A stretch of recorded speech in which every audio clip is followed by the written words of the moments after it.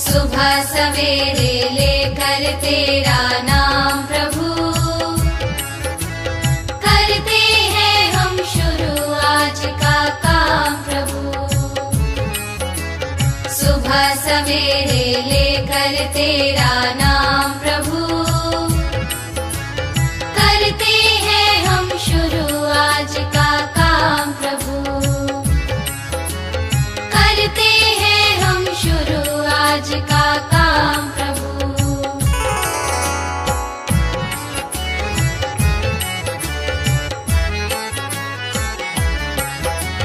शुद्ध भाव से तेरा ध्यान लगाए हम, विद्या का वरदान तुम्हीं से पाए हम। शुद्ध भाव से तेरा ध्यान लगाए हम, विद्या का वरदान तुम्हीं से पाए हम।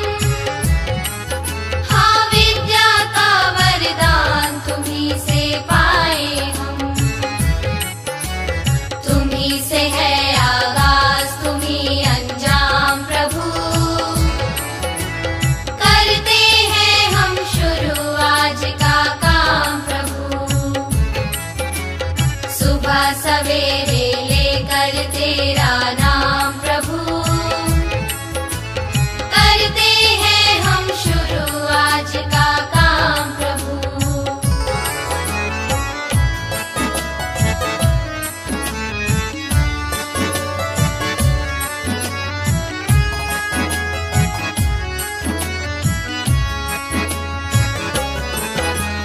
गुरुओं का सत्कार कभी ना भूले हम, इतना बने महान गगन को छूले हम।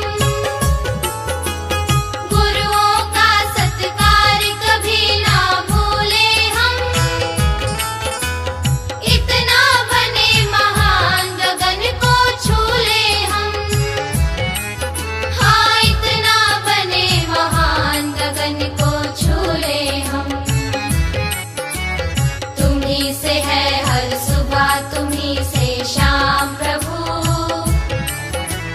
करते हैं हम शुरू आज का काम प्रभु। सुबह सवेरे लेकर तेरा नाम प्रभु, करते हैं हम शुरू आज का काम प्रभु, करते हैं हम शुरू आज का काम प्रभु, करते हैं हम शुरू आज का काम प्रभु। साधू संत ऋषी मुनी देवदेवतांच्या वास्तव्याने पावन झालेल्या हत्ती बेटावर जिल्हा परिषद प्राथमिक शाळा बोथी, तालुका चाकूर, जिल्हा लातूर येथील विद्यार्थ्यांनी एक दिवसीय सहल काढण्यात आली। यावेळी शाळेचे मुख्याध्यापक जमादार जीजी सर, BRC चाकूरचे रविराज देशमुख सर, पदवीधर शिक्षक अविनाश भोसले सर, ज्येष्ठ शिक्षक गोपाळ जोशी सर, मुंडे साधू सर, बसवराज रायफळे सर, मंगल स्वामी मॅडम व जयराज सोदले सर यावेळी उपस्थित होते। लातूर जिल्ह्याच्या उदगीर तालुक्यात हत्तीबेट नावाचं ठिकाण उदगीर शहराच्या पश्चिमेस 16 किलोमीटरवर वसले आहे। हत्तीबेटाला पुरातन काळापासून महत्त्व प्राप्त झालं आहे। या ठिकाणी पुरातन मंदिराबरोबरच गुहा, कोरीव शिल्प मोठ्या प्रमाणात पाहावयास मिळतात। हत्तीबेट देवर्जनला प्रादेशिक पर्यटनाचा दर्जा मिळाला आहे। मराठवाडा मुक्ती संग्राममध्ये रजाकाराविरुद्ध स्वातंत्र्य सैनिकांनी युद्ध करून शेवटपर्यंत हत्तीबेट रजाकारांना जिंकू दिलं नाही असा इतिहास इथं सांगितला जातो। हत्तीबेटावर दत्ताचं मंदिर आहे, तसेच गंगाराम महाराजांची समाधी आहे। लोकांच्या श्रद्धेचा भाग असलेल्या या ठिकाणाला आसपासच्या गावातून तसेच शेजारच्या राज्यातून मोठ्या प्रमाणात भाविक भेट देत असतात। पौर्णिमेला इथं भजन, कीर्तन आणि प्रवचनाचा कार्यक्रम आयोजित केला जातो। हत्तीबेट पूर्वी उजाड आणि बोडका डोंगर होता। इथली जमीन निकृष्ट दर्जाची असल्याने नैसर्गिक झाडं डोंगरावर नव्हती। हे वनक्षेत्र मोजे, हनुमंतवाडी, धर्मापुरी, करवंदी आणि देवर्जन या गावांच्या सीमेलगत असून त्याचं क्षेत्र 41 हेक्टर एवढं आहे। लोकांनी ठरवलं प्रशासनाला लोकांनी आणि गावकऱ्यांनी साथ दिली तर किती उत्तम काम होऊ शकतं याचं हत्ती बेट हे एक उत्तम उदाहरण आहे. या सर्वांनी मिळून या उजाड बोडक्या डोंगरावर हिरवाई फुलवली आहे, त्याचं रूपडच पालटून टाकलं आहे. वन विभागाने प्रादेशिक पर्यटन विकास योजनेअंतर्गत या ठिकाणी रोप वन भाग 1 अंतर्गत सुमारे 15 हेक्टरवर सावली देणाऱ्या वृक्षांची मोठ्या प्रमाणात लागवड केली आहे. त्यामुळे आज हत्ती बेटाचा डोंगर हिरवागार होण्यास तसेच परिसराला सौंदर्य प्राप्त होण्यास मदत झाली आहे. पूर्वी उघडा दिसणारा परिसर आज नैसर्गिक सौंदर्याने नटला आहे. खवल्या मांजर, सायाळ, जिला आपण साळींदर असं म्हणतो, ते लांडगा, तरस यासारख्या अनेक प्राण्यांचा वावर या भागात आहे. पर्यटकांसाठी तसेच लहान मुलांसाठी अनेक उपक्रम येथे करण्यात आले आहेत. हत्ती बेट वनक्षेत्रातील निरीक्षण पॉईंटवरून चोहोबाजूने दिसणारे लहान मोठे तलाव, दूरपर्यंत दिसणारी शेती, गाव याचा विहंगम दृश्य पर्यटकांना भुरळ पाडणार आहे. मृद आणि जलसंधारणाच्या कामांनी कधी काळी उजाड बोडकं असलेलं हत्ती बेट आता हिरवगार झालं आहे. एवढंच नाही तर आता बेटावर भरपूर पाणीही उपलब्ध आहे. संयुक्त वन व्यवस्थापन समितीच्या माध्यमातून झालेलं हे परिवर्तन महत्त्वाचं आहे. डोंगरावर वन्य प्राण्यांसाठी पाणवठे तयार करण्यात आल्याने त्यांचे गावाकडील स्थलांतर कमी झाले आहे. सन 1986 साली श्री दत्त मंदिराची स्थापना केली आहे. इसवी सन 6च्या शतकात हत्ती बेटावर 10 लेण्या व 500 मीटर लांबीची गुहा कोरण्यात आली आहे. या पावनभूमीत लक्ष्मी आईसह विष्णू भगवान सपत्नीक या बेटावर येऊन गेले आहेत. श्री प्रभू रामचंद्राच्या पावन पदस्पर्शाने पवित्र झालेल्या हत्ती बेटाचा परिसर आजही प्रभू रामचंद्राच्या वनवासातील त्या क्षणापर्यंत आपणास घेऊन जातो. या हत्ती बेटावर सीतेची न्हाणी, रामाचा रथ गेलेल्या खुणा दिसून येतात. खंडेराया, अत्रि ऋषी, नारद ऋषी, श्री स्वामी समर्थ या हत्ती बेटावर येऊन गेले आहेत. हत्ती बेटावर लागवड करण्यात आलेल्या वृक्षारोपण व वृक्ष संवर्धनाचे काम उल्लेखनीय असल्यामुळे राज्य शासनाने 2012 साली हत्ती बेटाला 10 लाख रुपयाचा संत तुकाराम वनग्राम योजनेचा पुरस्कार देऊन सन्मान केलेला आहे. श्रद्धेला पर्यटनाची जोड मिळाल्यामुळे हत्ती बेटावर आता मिनी माथेरान बनले आहे. यावेळी विभागीय वन अधिकारी आर्य सातेलीकर, RG मुद्दमवार, वन परिक्षेत्र अधिकारी अमोल सांगोळे पाटील, श्री VS कुलकर्णी साहेब, वनरक्षक नामदेव डिगोळे यांनी हत्ती बेटावर येणाऱ्या पर्यटकासाठी सर्व सोयी सुविधा उपलब्ध करून दिल्या आहेत. यावेळी बोथी येथील विद्यार्थ्यांनी हत्ती बेटावरील वन उद्यान, खेळणी, रोपवाटिका, निरीक्षण टावरची पाहणी करून पर्यटनाचा आनंद लुटला.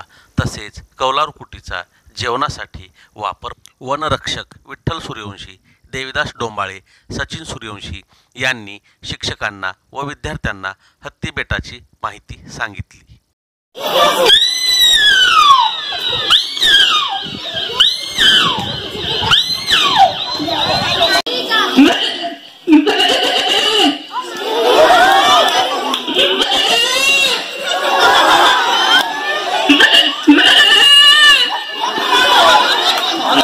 बकरी आता काढून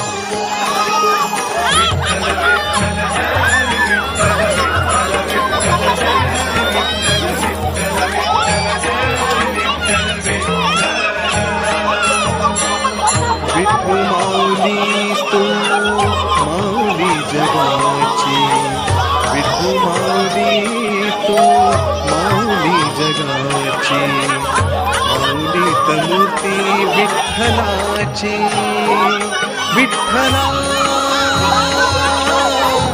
माय बापा विठू माऊली तू माऊली जगाची विठू माऊली तू माऊली जगाची माऊलीत मूर्ती विठ्ठलाची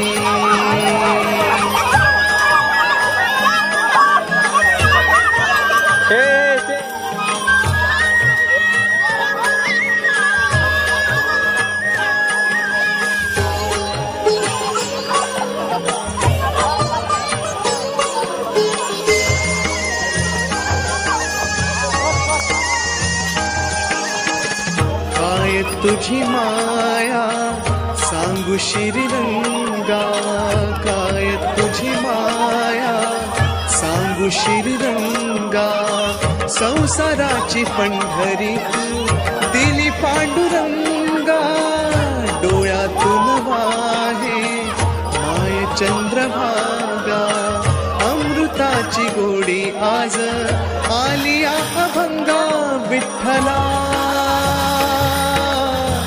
पांडुरंगा अभंगाला जोड टाळची पळांची अभंगाला जोड टाळची पळांची माऊलीत मूर्ती विठ्ठलाची विठ्ठला माय बापा विठू माऊली तू माऊली जगाची विठू माऊली तू माऊली जगाची माऊलीत मूर्ती विठ्ठलाची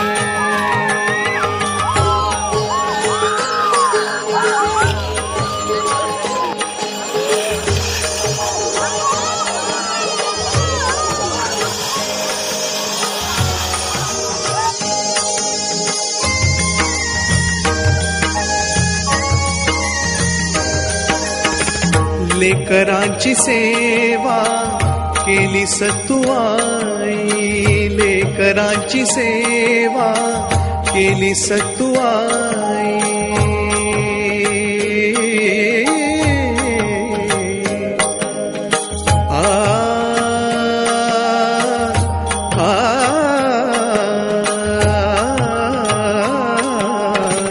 लेकरांची सेवा केली सतुआई कसा पांग फेडू कस हो उतराई तुझ्या उपकारा जगी तोड नाही ओवाळीन जीव माझा सावळे विठाई विठ्ठला माय बापा जन्मभरी पूजा तुझ्या पाऊलांची जन्मभरी पूजा तुझ्या पाऊलांची माऊलीत मूर्ती विठ्ठलाची विठ्ठला माय बापा विठू माऊली तू माऊली जगाची विठू माऊली तू माऊली जगा ऊन राहो वारा राहो पाऊस राहो इथं कीर्तन होणार आणि त्यांनी कीर्तन टाळ मृदंग वाजून जाणारच अशी इथली कायमची परंपरा आहे. पौर्णिमेला जेवणाचा एखादा कुठला तर भक्त जेवणाचा कार्यक्रम महाप्रसादाचा कार्यक्रम करतो त्यावेळेस 1500-2000 लोक दिवसभरातून जेवण करून जातात. हत्तीबेटावर भगवान विष्णू लक्ष्मी आईसह इथे येऊन गेलेले आहेत. त्यांनी शंकरा शिवशू बोले शंकराचा जप इथं करून गेलेले चमनलाल गिरी महाराज म्हणून होते. त्यांनी हत्तीबेटावर सर्वात जास्त वास्तव्य 3500 वर्ष त्यांचं आयुष्य होतं. त्यांनी इथं राहून गेलेले आहेत. खंडेराया खंडोबा दैवत माहिती आहे का? खंडोबा दैवत एक खंडोबा दैवत सुद्धा इथं येऊन गेलेला आहे. येळकोट जय म्हणणार आता सध्या खंडोबाचा हे चालू आहे. तो खंडोबा इथं येऊन गेलेला आहे. प्रभू रामचंद्र सीतेची नाणी तिकडच्या बाजूला आहे. प्रभू रामचंद्राचा जन्मा खालच्या बाजूला आहे तर त्याच्या बाजूला खाली त्यांनी बाण मारून पाणी काढलेला जन्मा तो आजही त्या पाणी छोटे छोटे लेणे येतात. आणि 550 मीटरची तिकडून त्या संडास बाथरूम आहे का नाही तिथून कोरलेली गुहा आहे ती तर दत्ताच्या मंदिराकडे इकडे येते. त्या आपण सुरक्षेमुळे बंद केलं जाते दोन्ही. आता काही भविष्यात आता उघडायचं थोड्या दिवसात मध्ये लाईटिंग ते करून सगळं. आणि इथे एक केस वगैरे सोडलेला आहे म्हणजे ऋषी लोक तपश्चर्या करत होते म्हणजे त्या लोकांना श्वास आणि उजेड.